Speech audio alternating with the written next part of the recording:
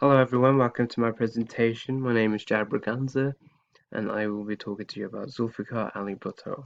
I'm going to be learning about why he's important and also how and why he was executed. So the events that we'll learn about will tell us what led to that point. So Bhutto was born on January 5th, 1928 in a place called Larkana, in India. So back then it was still part of India, but now it's part of Pakistan. And he was actually born into a pretty well-known family. His father was a politician, and so they had all the means to get their son Bhutto to get the best education possible. And so Bhutto started out in Bombay, and then he made his way to the US in the University of California in Berkeley. He was studying political science, and then he made his way to the University of Oxford in England, and he practiced law and lectured there in England. And so he came back to Pakistan, to Karachi, and he married a woman called Nusrat Ifsahani.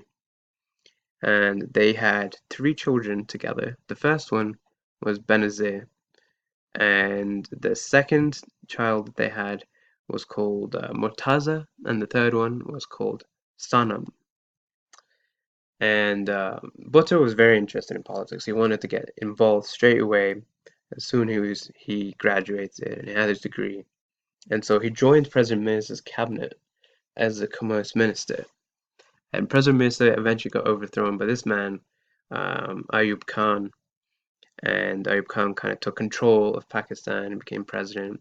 He was actually President Mirza's army general. And they got along pretty well together, Ayub Khan and Bhutto. They still worked together, and then eventually they had disagreements where it led to Bhutto being sacked by the government, by being sacked by Ayub Khan. And obviously Bhutto was not happy about this, and so he founded his own party. It was a socialist party called the PPP, called the Pakistani People's Party. And this happened a couple of years after he was sacked. And he ran against the general elections held by President Khan, and this was a different President Khan at that point. And his side won a majority of the seats in West Pakistan, but East Pakistan was won by a different side. And the West Pakistan thought that, this is not good for Pakistan because they're going to start fighting against each other. And they didn't want that, and they started to spread rumors about Pakistan, and they didn't want any conflict, and so they just eventually just handed the presidency over to Bhutto. And in his own words, he said he wanted to rebuild confidence and rebuild hope for the future. And he did that in a way. He started doing good things, and in July 1972, he recovered a lot of prisoners of war from India, 43,600, which is a lot of people. And he also strengthened ties with China and Saudi Arabia, which is amazing, but it all came at a cost.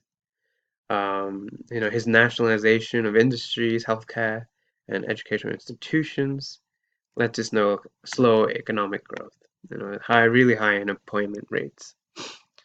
Uh, and there had conflict with a large province in Pakistan called Balochistan, which ended up with a lot of civilian deaths. So there was a lot of civil unrest in Pakistan at that point.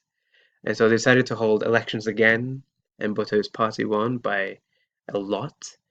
And the opposition claimed that the vote was rigged, and people started to get violent.